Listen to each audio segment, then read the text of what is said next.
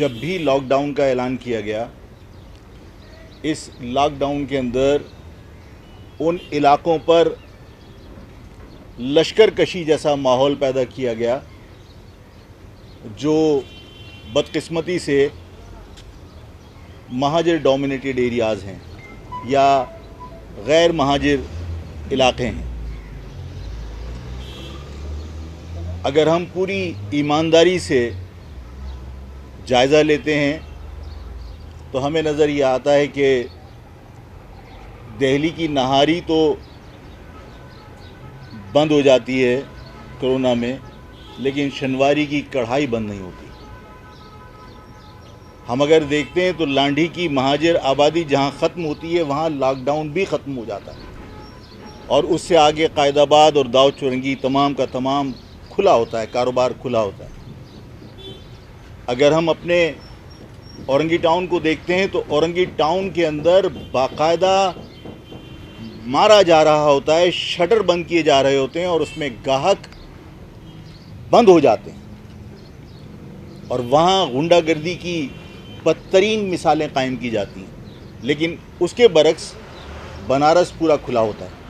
ये इस कोरोना की आड़ में और SOPs की आड़ में सिंध की मुतासिब इंतज़ामिया सिवाय लूट मार के कोई और अमल नहीं कर रही।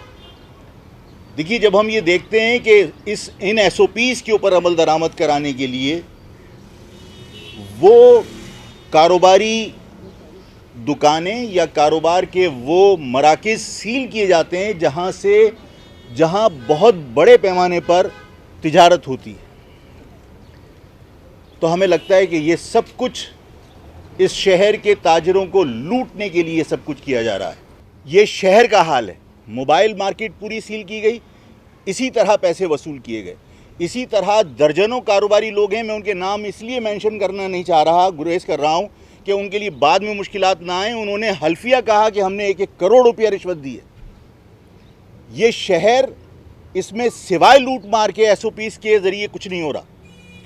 और देखिए, ये इंतज़ामिया सिंध गवर्नमेंट ने जो मुसल्लत की है, जो नए नए असिस्टेंट कमिश्नर भर्ती करके दादू और लाड़काना और जैकोबाद से यहाँ पोस्ट किए गए हैं, उनको बाकायदा ये छूट दी गई है कि वो जिसकी चाहते हैं दुकानों को सील कर देते हैं। आज आपके यहाँ एक और ऑर्डर पास कर दिया कि 8 बजे के बाद कोई भी शख्स निकलेगा तो 50,000 से 2 लाख रुपए तक जुर्माना होगा। क्या ये इस पुलिस को गुंडागर्दी करने और भत्ता देने का लाइसेंस नहीं है कि वो चलते हुए किसी भी शख्स को रोककर 50,000 रुपये के जुर्माने की बात करे या उससे 10-20 हज़ार रुपये रिश्वत वसूल कर ले? हम सब के सामने है कि ये पुलिस और ये इंतज़ामिया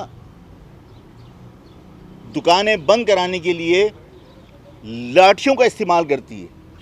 ताजिरों को, बेटों के सामने बाप को थप्पड़ मारे जाते हैं इस शहर के अंदर कारोबार करने वाले लोगों के साथ। दुकानों पर ज़ाहिर है कि बाप भी तिजारत कर रहा है और बेटा भी उसके साथ उस दुकान के ऊपर मौजूद है। बेटे के सामने बुज़ुर्गों को, उनके वालिदैन को थप्पड़ मारे गए। Shah Faisal colony Shaba shopping centre के लोगों ने मुझे बताया कि अचानक आके दुकानें बंद करने के लिए चांद रात को उन्होंने लाठी चार्ज किया और दुकानों के शटर खींच के बंद कर दिए, जिसमें औरतें अंदर महसूर हो गई। ये तो किसी मकबूजा इलाके में भी इस तरह की बदमाशी और दहशतगर्दी नहीं होती। ये इंतज़ामिया, जब मैं बाज़ औक़ात कोई तल्ख़ बात कहता हूँ तो बहुत सारे लोगों को बुरा लगता है। वो मैंने क्लिप भी दिखाया था एक मरतबा कि यहाँ पर ठाकुर ऐसे कर सकता है, वहाँ नहीं कर सकता। इसी तरह यहाँ पर हमारे शटर गिराए जा सकते हैं, लेकिन दूध वाले की दुकान सील नहीं की जा सकती कि 94 की बजाय 140 में वो कैसे फ़रोख्त कर रहा है। ये सारे रवैये ये साबित करते हैं कि जो कुछ इस शहर में ज़्यादती हो रही है वो ज़बान की बुनियाद पर हो रही है, जो इस मुल्क के लिए, इस सूबे के लिए मुनासिब नहीं है। बारिश की चंद बूंदें गिरती हैं तो अंदरून सिंध में आप अंदरून सिंध को आफत ज़दा डिक्लेयर करके आबियाना माफ़ कर देते हैं, तमाम ज़रूरी टैक्स माफ़ कर देते हैं, तमाम कर्ज़े माफ़ कर देते हैं।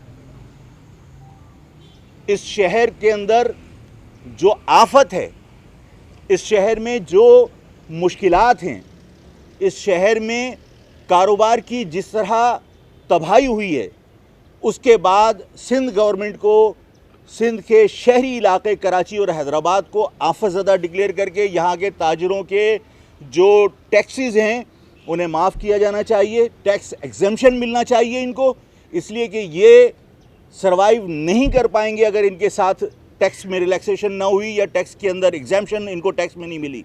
कि जिन लोगों का पेट भरा हुआ है, जो हुकूमत के अंदर शामिल हैं, किसी की शुगर मिले हैं दर्जन भर, किसी के टेक्सटाइल मिले हैं दर्जन भर, 30 अरब रुपया आपने उठा के कर्जे उनके माफ़ कर दिए। इस शहर के ताजिरों के टैक्स माफ़ नहीं किए जा सकते।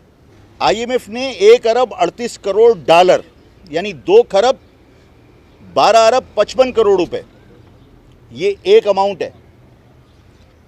फिर उसके बाद IMF ने 500 मिलियन डॉलर जो तकरीबन 77 अरब रुपए बनते हैं, एशियन डेवलपमेंट बैंक ने 3 मरतबा पैसे दिए, ये तकरीबन 352 million dollar, 238 million dollar. Asian bank के 352 मिलियन डॉलर, 55 अरब रुपए। वर्ल्ड बैंक ने दिए 238 मिलियन डॉलर, 36 अरब 65 करोड़ रुपए। अब ये टोटल तो कीजिए। और ये सारे पैसे कोई आपको लोन नहीं है, ये कोरोना की मद में इमदाद आई है। और बाकायदा इस इमदाद के हवाले से ये मेंशन था कि इस इमदाद को लोगों के बिजली के बिल अदा करने के लिए इस्तेमाल किया जाएगा, कोरोना की जो वैक्सीन है उसके लिए या किट खरीदने के लिए इस्तेमाल किया जाएगा। 1200 अरब रुपए का स्कीम तो अभी कल डॉक्टर शाहिद मसूद ने टीवी पर डिस्कस किया है। और मज़े की बात यह है कि उस इदारे का नाम उसमें आया जिसको आप मोतबर समझ के नालों की सफाई के लिए कराची में लाए थे। क्या नाम है उसका? NDMA, national disaster management authority. उसको ये पैसे IMF के 101.38 बिलियन डॉलर जो है उसको मिले थे। कहाँ खर्च हुए? जिनके पेट भरे हैं उनको आप नवाजे चले जाओ, उनके कर्जे माफ़ कर दो, उनसे हिसाब ना लो, उनका एहतसाब ना करो, और इस शहर के लोग भूख से मर रहे हो। उन्हें महंगाई से निजात दिलाने के लिए पुलिस इस्तेमाल नहीं की जा सकती, इनको मज़ीद निचोड़ने के लिए, मज़ीद इनका कचूमर निकालने के लिए आप पुलिस को इस्तेमाल कर रहे हैं। ये तय है कि अगर हुकूमत सिंध ने अपना रवैया तब्दील नहीं किया और ये पुलिस और ज़िले इंतज़ामिया के ज़रिए शहर के लोगों को इसी तरह लूटते रहे और इसी तरह तशद्दुद का निशाना बनाते रहे और कारोबार को सील करते रहे, तो तुम बार बार कारोबार को सील करते हो बदमाशी से। हम रज़ाकाराना तौर पर कारोबार बंद करके तुम्हें बताएंगे कि कारोबार कैसे बंद होता है। महाजर कौमी मूवमेंट अगर ये रवैये तब्दील नहीं हुए तो हड़ताल की कॉल देगी, जो इस शहर में बहुत अरसे से किसी ने नहीं दी। इसके अलावा हमारे सामने कोई और हल नज़र नहीं आता। हम अपने ताजिर बिरादरी को इस तरह लावारिस और तनहा नहीं छोड़ सकते। ताजिर बिरादरी के साथ होने वाली ज़्यादती पर जो इस शहर से ताल्लुक़ रखते हैं, हैदराबाद से ताल्लुक़ रखते हैं, हैदराबाद की होटल एसोसिएशन ने मुझे रिक्वेस्ट की कि आफाक भाई, हैदराबाद के हॉस्पिटल्स का रिकॉर्ड तो चेक कीजिए कि यहाँ पर कोरोना का हैदराबाद शहर का कोई पेशेंट नहीं है। सब अंदरूनी सिंध से आ रहे हैं, सब कासिमाबाद से आ रहे हैं। इस शहर में मोबाइल स्नैच करने पर, गाड़ियां स्नैच करने पर 3 महीने में 98 शहरी जो है अपनी जान से गए। किसी जराइम पेशा फर्द को पकड़ने के लिए पुलिस ने कोई तेजी दिखाई? सिंध गवर्नमेंट को कोई शर्म आई, कोई गैरत आई? हमारी दुकानें सील करने के लिए पूरी इंतजामिया को लगाया हुआ है। हमें कारोबार हमारे तबाह करना चाहते हैं, हमें नुकसान पहुंचाना चाहते हैं, हमें मुआशी तौर पर कमज़ोर करना चाहते हैं। ये सारी चीज़ें दुखदे हैं और मैंने कहा कि ये सब कुछ बंद होना चाहिए और इनको मुशावरत से ताजिरों को जो वक्त तय किया जाए वो ताजिरों की मुशावरत से तय किया जाना चाहिए, जो कारोबार के औकात तय होते हैं। दूसरा, कारोबार के लिए अगर कोई वक्त का तयन किया जाता है तो उसका 48 घंटे पहले अनाउंसमेंट होना चाहिए, बजाय इसके कि अचानक अनाउंसमेंट करने के बाद पुलिस को बाकायदा यानी लश्कर कशी के लिए भेज दिया जाए और वो जाके डंडे मार के दुकानें बंद करवा रहे हों। पुलिस की इन्वॉल्वमेंट नहीं होनी चाहिए कारोबार बंद करवाने और खुलवाने के लिए। हमारे साथ तो रवैये ये हैं कि आप सहाफ़ी हजरात बैठे हुए हैं, आपने अपना फ़र्ज़ निभाने के लिए नाइंसाफ़ियों के ख़िलाफ़ कवरेज करने के लिए चले गए कि ये इलाके बंद हैं, फ़लाँ इलाका खुला हुआ है, तो ये किसकी ईमा पर खुला हुआ है? तो जो लोग ये कवरेज करने के लिए गए उनको पुलिस ने तशद्दुद का निशाना बनाया, उनको थाने में डाल दिया। मैंने अभी वॉइस नोट सुना है। इस शहर में अगर लोग आगाह हैं हक़ाइक़ से तो इस सहाफ़ी बिरादरी की वजह से, और अगर इस सहाफ़ी बिरादरी का गला घोटने की कोशिश की जाए, बंदूक की नोक पर उनसे हक़ाइक़ छापने से उनको रोका जाए, कवरेज से रोका जाए, तो उसकी हम शदीद मज़म्मत करते हैं और हम सहाफ़ी बिरादरी के साथ खड़े। और अगर सहाफ़ियों के साथ ये रवैया अख्तियार किया गया तो सहाफ़ियों के साथ एहतजाज में आफ़ाक़ अहमद आपके साथ खड़ा होगा। मैं आपसे गुजारिश करना चाहता हूँ कि एक तो सहाफ़ी हज़रात बिला झिझक लोगों में अवेयरनेस पैदा करें, ये आपका फ़र्ज़ भी है और आपके ऊपर कर्ज़ भी है। इस शहर में हम भी रहते हैं और आप भी रहते हैं।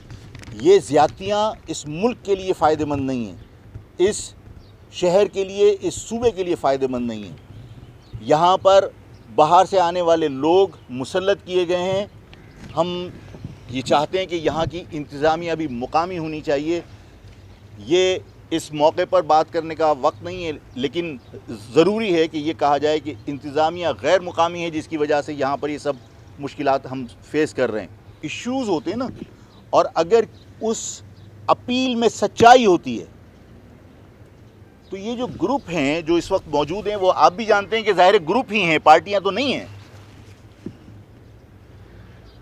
और आपको ये भी मालूम है कि मतलब किसकी स्ट्रिंग्स कहाँ से हिलती हैं।